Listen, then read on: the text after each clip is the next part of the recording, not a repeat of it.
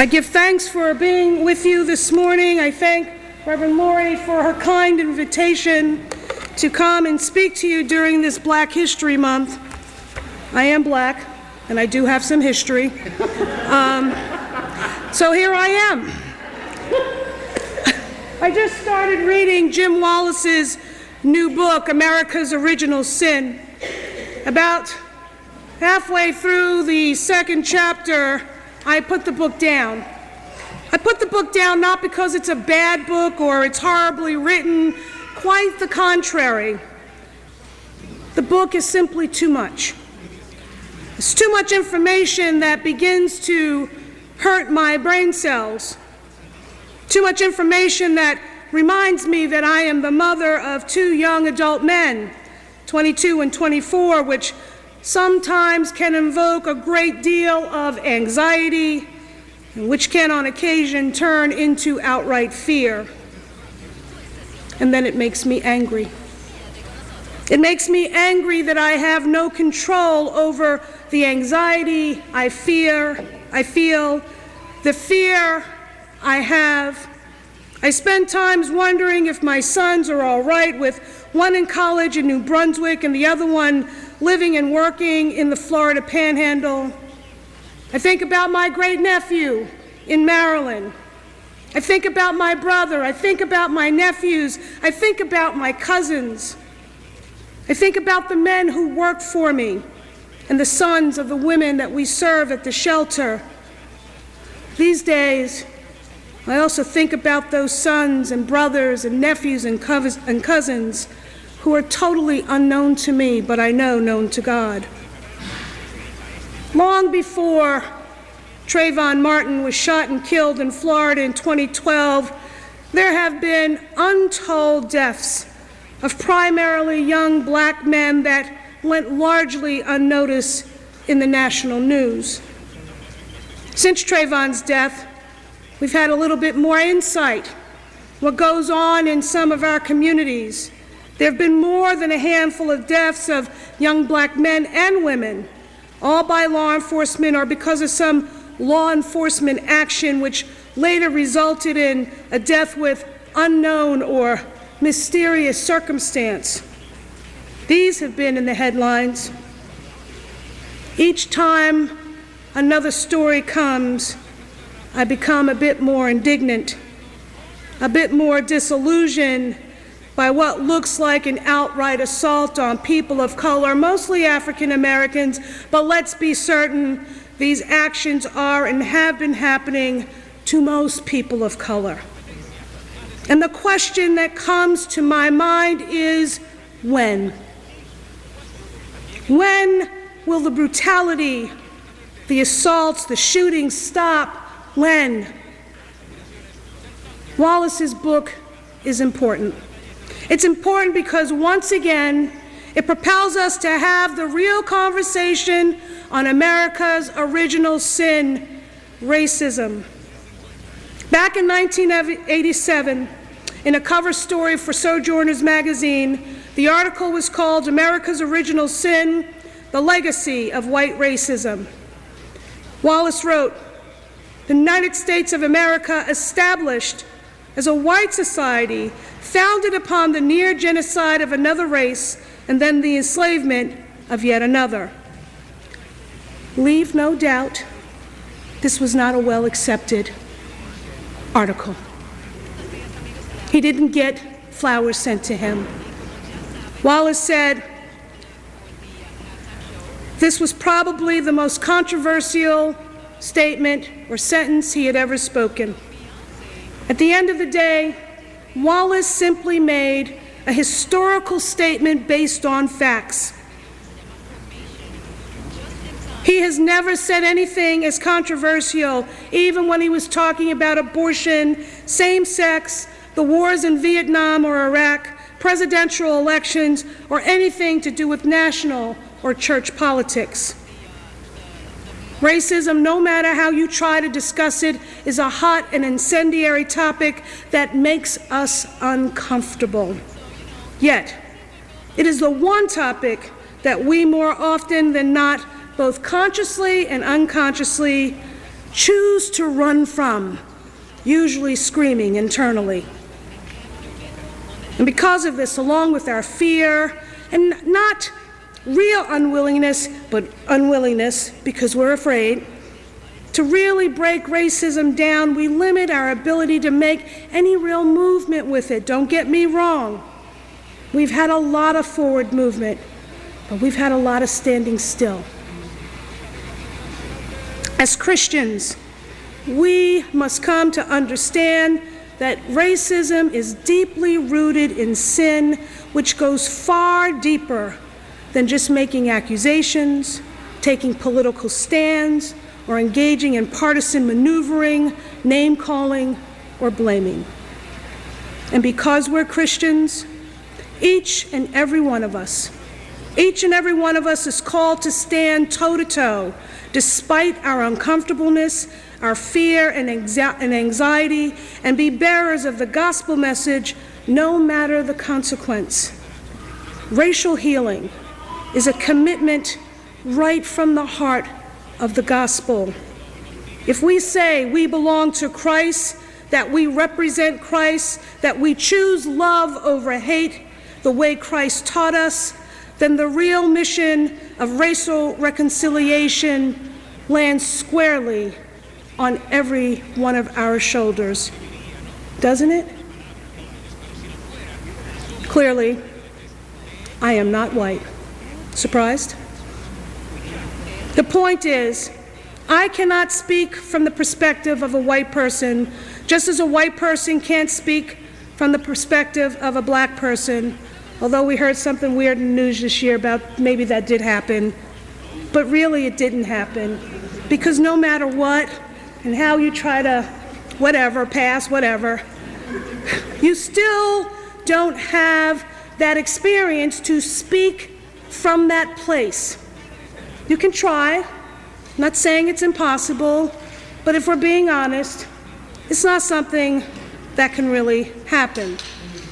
So we can't speak from the place of another person's race. One of the most basic differences between white and black perspectives is that many, not all, many white Americans see the killings of a Trayvon Martin, a Freddie Gay, an Eric Gardner, a Michael Brown, a Sandra Bland as unfortunate incidents based on individual circumstances.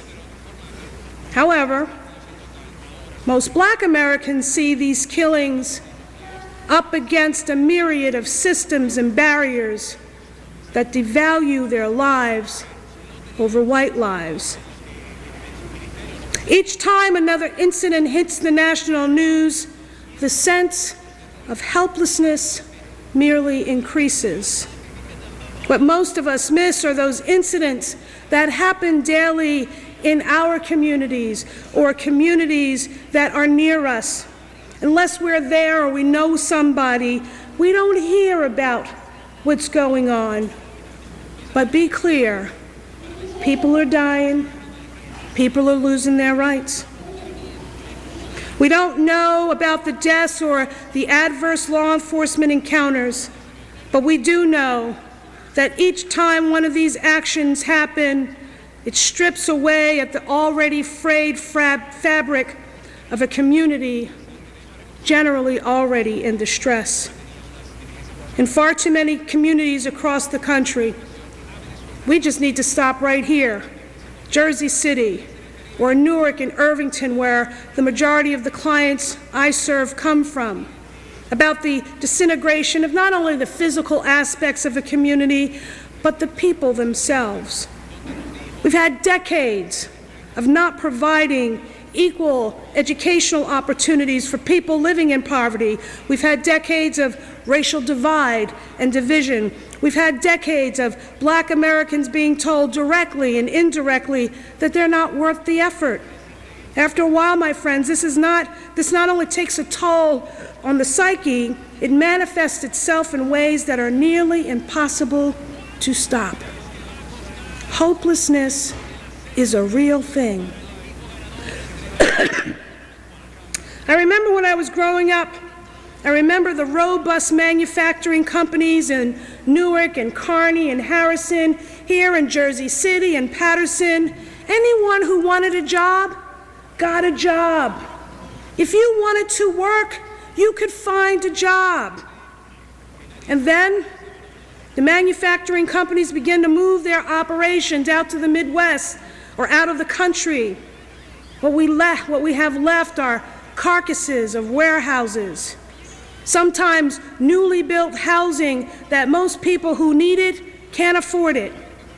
There are few low and mid-level paying jobs available to those who seek them.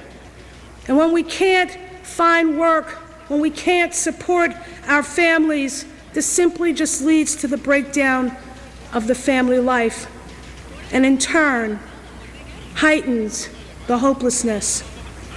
Throw in substance or alcohol abuse, and that hopelessness manifests tenfold. Add the drug industry, i.e., becoming a drug dealer, into the mix, and boom, some serious problems have arisen. We have scores of young people and other people of color who feel left out, who feel looked over. They act out, participating in self-destructive behavior and participating in community-destructive behavior, which they know is wrong, we know is wrong, but when you don't care because you have no reason to care, this is the epitome of hopelessness. And at the end of the day, every one of us share responsibility for our passive engagement around the issues that continue to permeate these communities. President Obama said after the Baltimore riots that if we really want to solve these problems, if our society really wanted to solve the problem, we could. It's just that it would require everybody saying, this is important, this is significant, and that we don't just pay attention when a young man gets shot or his spine has been snapped. And the president is right. We could address all of these problems if we found our collective and individual voices and spoke out about the inequities in these primarily black neighborhoods. Truth of the matter is, if we were in a white community and white children were not being educated, if white children were being stopped by police officers on a regular basis for no reason, because their hair was long, because their head was side, how quickly do you think some action would be taken? Recently, there have been these open carry laws. In Florida, I think it was either Florida or Texas. 3 white men walk down the street. One has an AK-47, 2 of them have sidearms. They walk down the street, not a problem in the world. Cops pass them left and right. 2 days later, 3 black men walk down the street, one with an AK-47, 2 with sidearms. The first police car stops them, doesn't just stop them, throws them to the ground before one question is asked. So, when we talk about disparity in the law enforcement system, we only have to see what's right in front of our eyes. Today, the gospel story of the Transfiguration is one that reminds us how much God wants us to share His glory, His love, His grace with every one of us. There are no outcasts in God's care or love for us. Everyone is equal in God's eyes. This is my beloved Son. Listen to Him. We need to listen to Jesus. We need to pay attention to Jesus' way of living, His way of loving, His way of being. God is telling us that Jesus is the only way, the only truth, and the only light.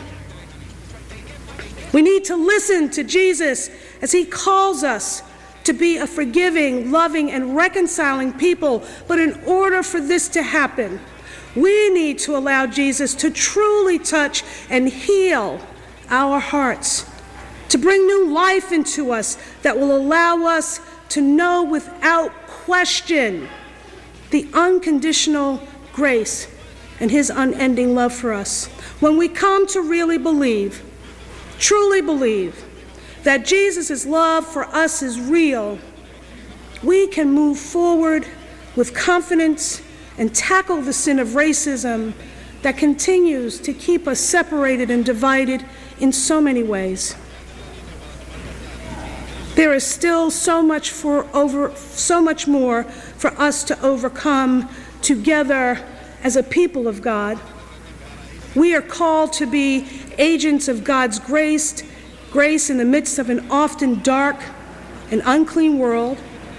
We are called to overcome by working on the continued injustices of racial and class divisions that exist among us.